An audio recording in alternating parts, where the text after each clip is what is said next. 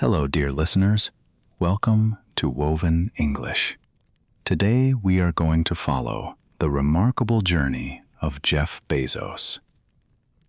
A curious child who loved machines, a young man who left a safe career, and an entrepreneur who changed the way the world shops, reads, watches television, stores information, and even thinks about space. But this is not only a story about money or business. It is a story about long-term thinking. It is about choosing courage when comfort feels safer. It is about building patiently when other people cannot yet see your vision. And while you listen, you can also practice natural English, learn useful vocabulary, and grow more confident with every part of the story.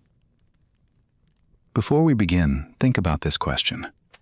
What would you do if you discovered an opportunity that could change your life, but following it meant leaving behind everything secure? Would you stay where you were comfortable? Or would you step into the unknown? Jeff Bezos faced that exact choice.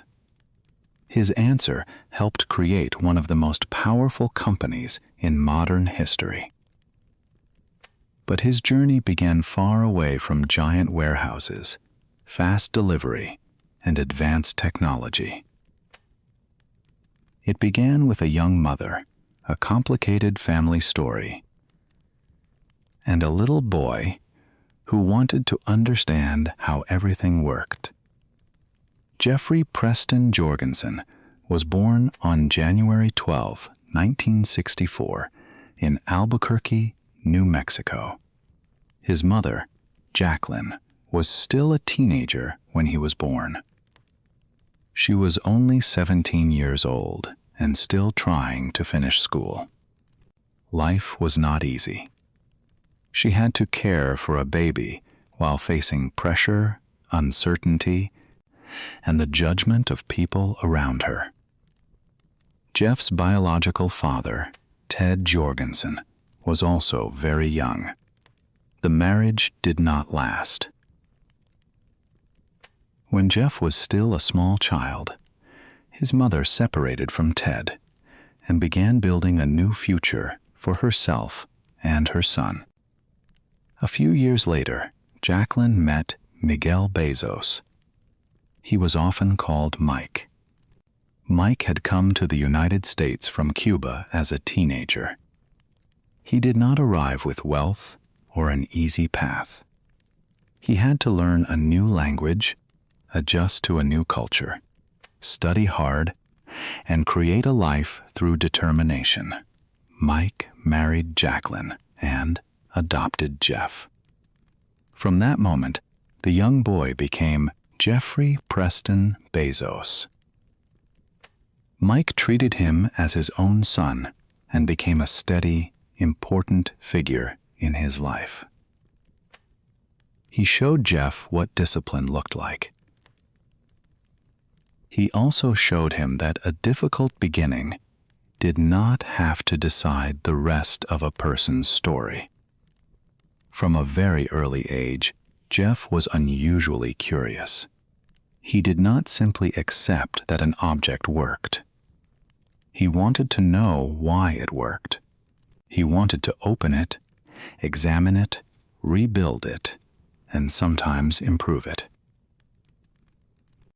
There is a famous childhood story about Jeff taking apart his crib because he wanted to sleep in a real bed. Whether he was working with a screwdriver, wires, alarms, or simple machines, he treated the world like a giant puzzle waiting to be solved. He also built small inventions at home. At one point, he created a simple alarm system to keep his younger siblings out of his room. To another child, a bedroom door was only a door. To Jeff, it was a problem that technology could solve. During many summers, Jeff stayed with his grandfather, Lawrence Preston Guys, on a ranch in Texas. His grandfather had worked in science and government, but on the ranch, life was practical. Machines broke. Animals needed care. Fences needed repair. Problems could not be ignored. His grandfather taught him to become resourceful. Resourceful means being able to find clever ways to solve problems, especially when help is not immediately available. If a machine stopped working, they did not simply throw it away. They studied it. They repaired it. They tried again. These summers shaped Jeff deeply. He learned independence. He learned patience. He learned that difficult problems were not reasons to stop. They were invitations to think harder. As a student, Jeff loved science, mathematics, computers, and books. He read widely and dreamed about the future. Space fascinated him. Even as a teenager, he imagined human beings living beyond Earth. This dream would remain with him for decades. When his family moved to Miami, Florida, Jeff attended Miami Palmetto Senior High School. He worked hard and became one of the strongest students in his class. He was named valedictorian, the student who gives the graduation speech because of outstanding academic achievement. In that speech, Jeff did not only talk about school. He spoke about space, the future, and the possibility of moving heavy industry away from Earth so that the planet could be protected. It was an enormous idea for a teenager. Most students were thinking about college, jobs, or the next few years. Jeff was already thinking about the next century. After high school, Jeff entered Princeton University. At first, he considered studying physics, but he soon discovered that some classmates had an extraordinary natural ability in advanced physics. Instead of refusing to accept reality, he made a practical decision. He moved toward electrical engineering and computer science, fields where his abilities, curiosity, and interest in technology could grow together. This decision reveals something important about Jeff Bezos. He was ambitious, but he was not blindly attached to one path. When new information appeared, he could adjust. Changing direction was not failure. It was strategy. At Princeton, Jeff studied intensely. Computer technology was developing quickly, and he understood that it would become increasingly important. He graduated in 1986 with strong results and entered the business world at a moment when computers were beginning to transform finance, communication, and global trade. After graduation, Jeff received offers from several well-known companies. He chose to work at Fittel, a technology company that was building systems for international trade. The job gave him experience with computer networks and business operations across borders. Later, he joined Bankers Trust, where he worked with financial systems. He was young, skilled, and advancing quickly.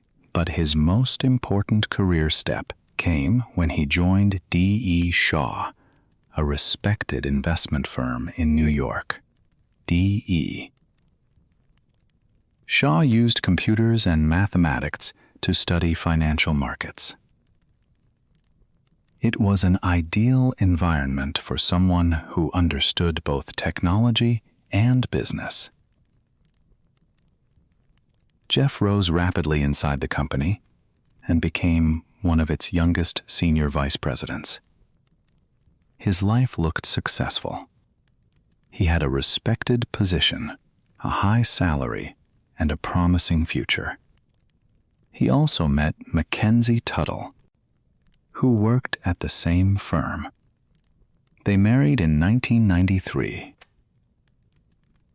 From the outside, Jeff had reached a place that many people would never choose to leave. Then he discovered a number that changed everything. In 1994, Jeff learned that internet usage was growing at an extraordinary rate. The internet was still unfamiliar to most ordinary people. Many homes did not have a connection. Online shopping was not a normal habit. There were no smartphones, no modern social media platforms, and no guarantee that internet businesses would succeed. But Jeff saw the direction of change. He understood that something growing that quickly would create opportunities that did not yet exist. He began making a list of products that could be sold online. Books stood out. There were millions of book titles, far more than any physical store could keep on its shelves. An online store could offer a selection that no local bookstore could match. The idea was powerful, but accepting it meant facing a painful choice. Jeff could remain at D.E. Shaw, continue earning a strong income, and build a safe career. Or he could leave everything and start an online bookstore in a market that barely existed. His boss encouraged him to think carefully. Jeff did. He imagined himself at 80 years old, looking back on his life. He asked which decision he would regret more. Would he regret leaving a successful job? Or would he regret watching the internet revolution happen without trying to become part of it? He decided that the greater regret would be not trying. This way of thinking became known as his regret minimization framework. It was a method for making a difficult decision by looking beyond fear in the present. Instead of asking what felt safest today, he asked what choice would matter most across an entire lifetime. Jeff and Mackenzie left New York and drove across the United States toward Seattle. During the journey, Jeff worked on the business plan. Seattle was a strategic location. It had a growing technology community, access to skilled workers, and nearby book distributors. The new company began in a rented house. Like many famous startup stories, the early office was simple. Desks were made from doors because doors were cheaper than finished desks. This became a symbol of Amazon's early culture. Spend carefully. Focus resources on what matters. Do not waste money simply to look successful. At first, Jeff considered several names. One early name was Cadabra, but it sounded too similar to another word and could easily be misunderstood. he later chose Amazon, inspired by the enormous Amazon River. He wanted the company to become the largest bookstore in the world. Amazon opened its online doors in July 1995. The website was basic by modern standards. It sold books and displayed a simple message about a large selection and low prices. The first orders were exciting. A bell reportedly rang in the office whenever someone made a purchase. But soon, the bell rang so often that it became impossible to continue using it. Orders arrived from different parts of the United States and then from customers around the world. Employees worked on computers, packed books by hand, and carried boxes to shipping companies. Some nights, Jeff and his small team stayed late on the floor, preparing packages for the next day. The early success looked promising, but the business was fragile. Customers had to trust a website with their personal and payment information. Amazon had to receive orders correctly, find the books, package them, and deliver them on time. A small mistake could damage trust. Jeff made customer experience the center of the company. He believed that the internet gave customers more power because they could compare prices, read information, and move to another website easily. A company could not depend on location alone. It had to earn loyalty. Amazon expanded quickly. In 1997, it became a public company. This allowed investors to buy shares and gave Amazon more money to grow. But becoming public also brought pressure. Investors wanted results. Competitors were watching. Traditional bookstores began treating Amazon as a serious threat. Jeff continued expanding beyond books. Amazon started selling music, films, electronics, toys, and many other products. His original vision was becoming clearer. He did not want Amazon to remain only a bookstore. He wanted it to become the everything store. The company grew fast, but it was not consistently profitable. Amazon spent heavily on technology, warehouses, employees, and new services. Critics argued that the business model could never work. Some analysts believed that Amazon was growing without building a stable foundation. Then the dot-com bubble collapsed. During the late 1990s, investors had poured money into internet companies. Many businesses had exciting websites, but weak plans. When confidence disappeared, company values fell, and many internet startups failed. Amazon's stock price dropped sharply. The company had debt. It was still losing money. Newspapers and financial experts questioned whether it would survive. This was one of the most dangerous moments in Amazon's history. Jeff had to reduce costs, close some operations, and make difficult decisions. The exciting dream of internet growth was no longer enough. Amazon had to prove that it could become a real disciplined business. Jeff remained focused on the long term.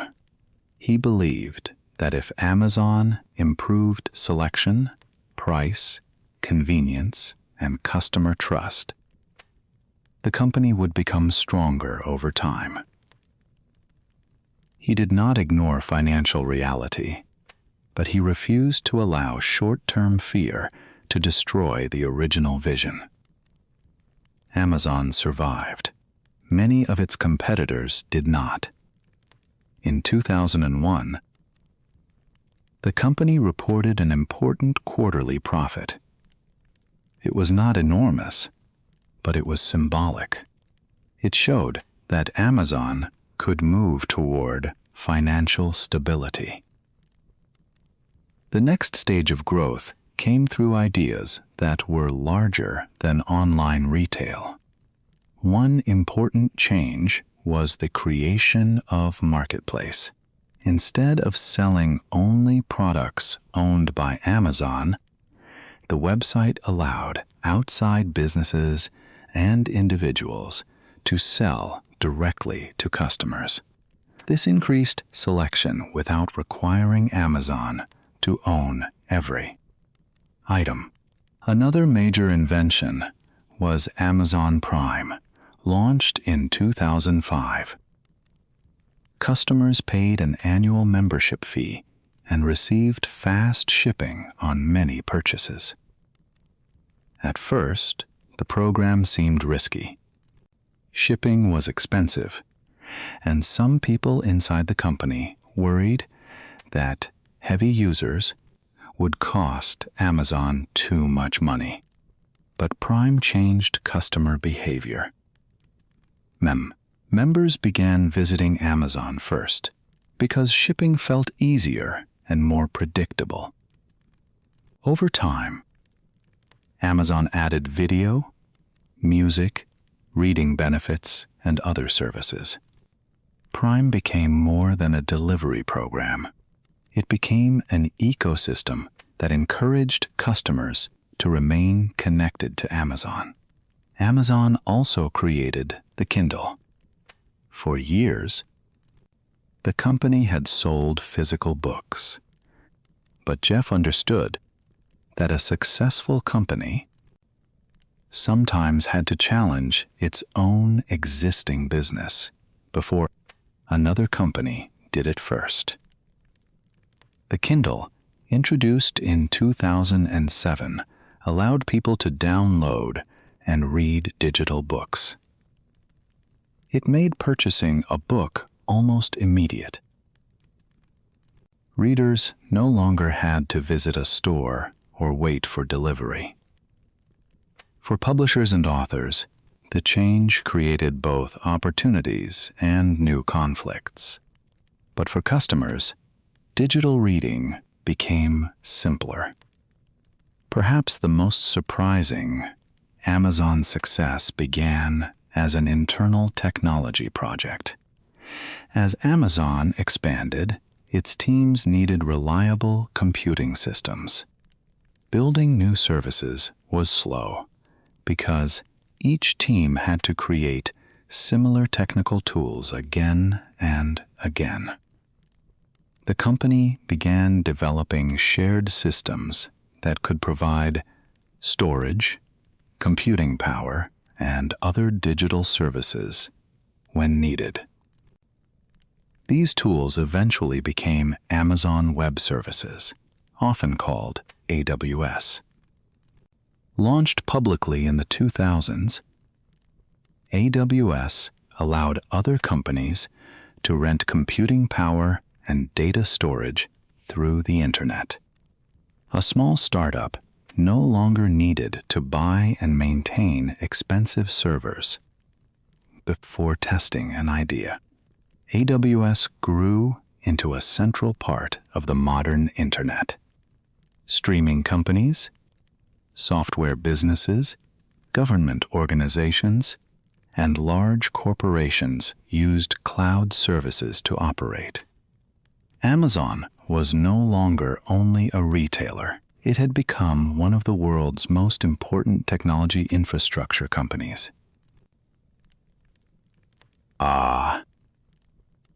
Jeff Bezos was known for a demanding leadership style. He expected high standards, detailed thinking, and strong preparation. Meetings at Amazon often began with written documents instead of slide presentations. Participants silently read the document before discussing it. Jeff believed that writing forced people to make their thinking clear. A vague idea could sound impressive in a presentation, but when written in complete sentences, weak logic became easier to see. He also promoted the idea of day one. For Jeff, day one represented energy, curiosity, speed, and willingness to experiment. Day two represented comfort, slow decisions, decline, and eventually irrelevance. Even when Amazon became enormous, he wanted employees to think like builders at the beginning of a company. Stay close to customers. Question old habits. Move quickly when the decision can be reversed. And do not confuse size with permanent success. This culture produced remarkable innovations.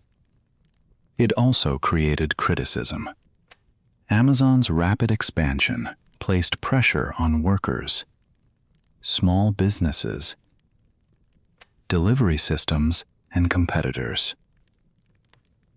Reports about warehouse conditions led to public debate about productivity targets, employee safety, and the human cost of fast delivery. Critics also questioned Amazon's market power and its influence over sellers who depended on the platform. Jeff often defended Amazon by pointing to customer satisfaction, job creation, wages, innovation, and investment. But the criticism became part of his legacy. His story cannot be understood only through success. The larger Amazon became, the more responsibility it carried. This is an important lesson about leadership. Building something powerful creates consequences beyond the original dream.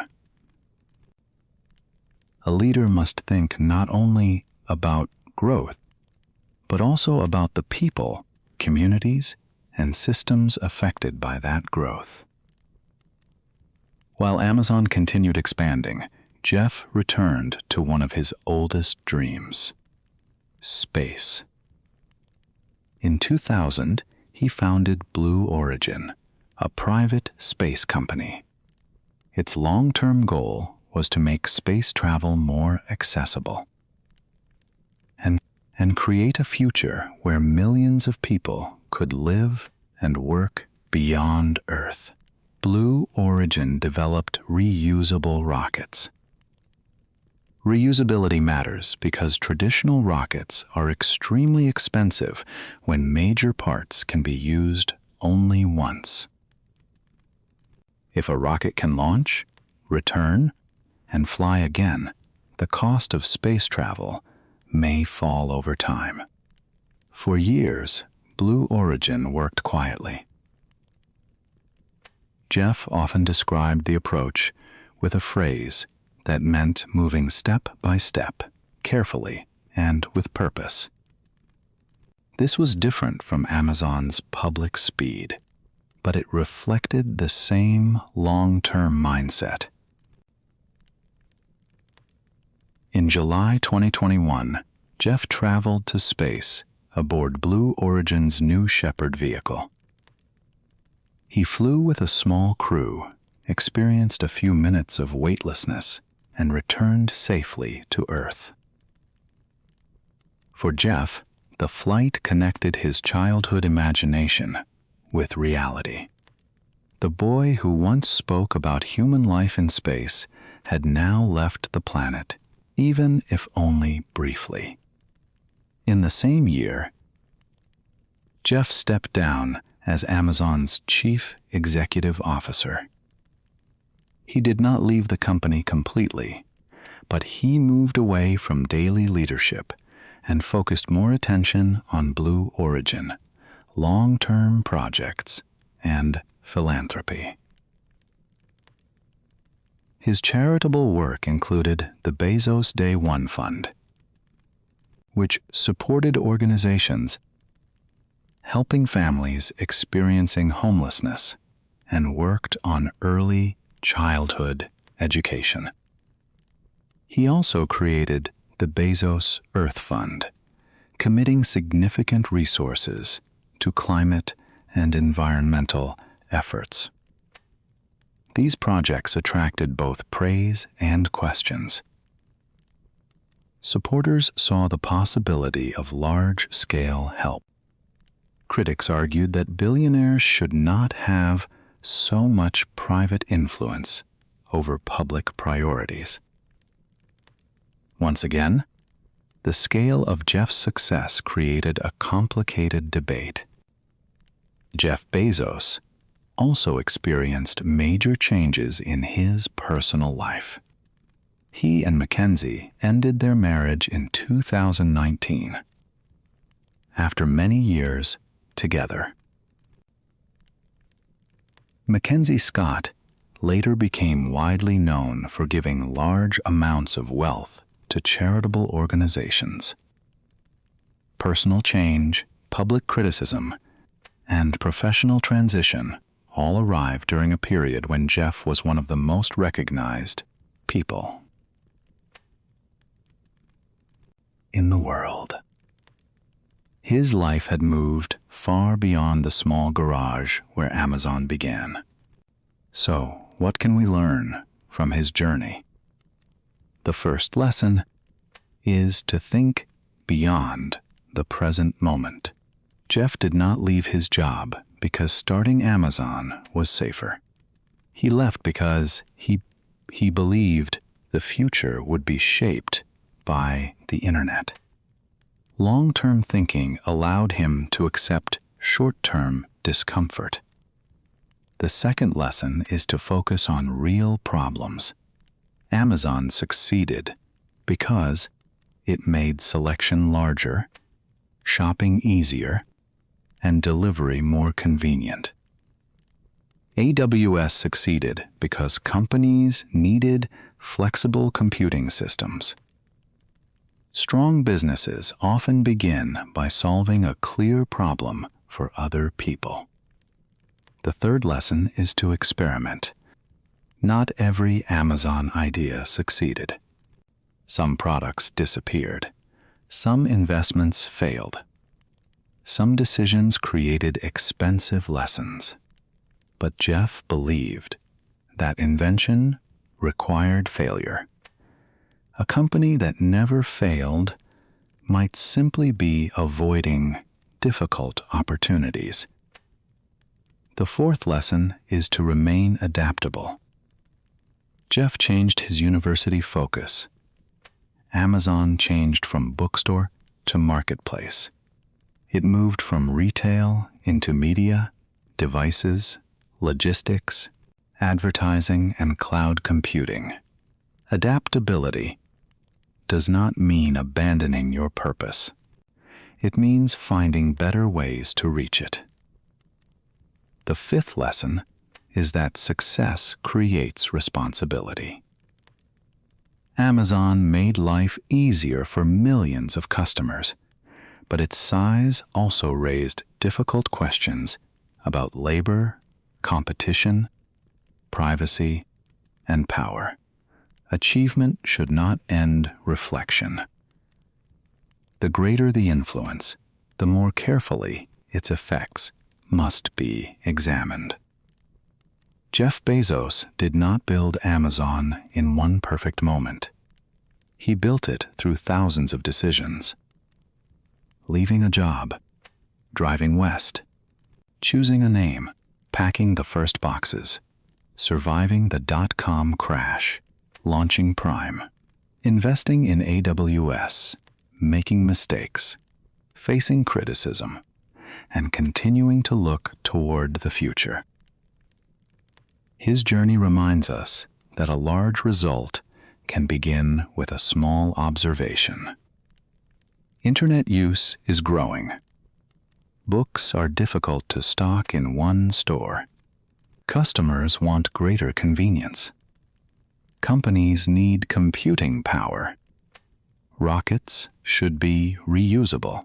A powerful idea often begins as a simple question. What could be better? You may not be building a global company. You may be learning English, starting a small project, changing careers, or trying to improve your life one habit at a time, but the same principle can help you. Look carefully at the world around you. Notice what is changing. Notice what people need. Notice what problem keeps appearing. Then ask yourself what small action you can take today. You do not need to see the entire road before you begin. Jeff could not know exactly what Amazon would become when he packed books in a garage. He only knew that the internet was growing and that he wanted to participate in that future. Courage does not always feel like confidence. Sometimes courage feels like uncertainty. It feels like leaving a safe place before the new path is clear. It feels like continuing while other people doubt you. But courage must be joined with discipline. A dream without careful work remains only a dream. Jeff's story includes imagination, but it also includes data, systems, customer service, cost control, technology, and years of repeated effort. Dream big. Start small. Learn quickly. Think long term. And remember that every important decision carries both opportunity and responsibility. Before we finish, I would love to hear your answer. Which part of Jeff Bezos's journey stayed with you the most?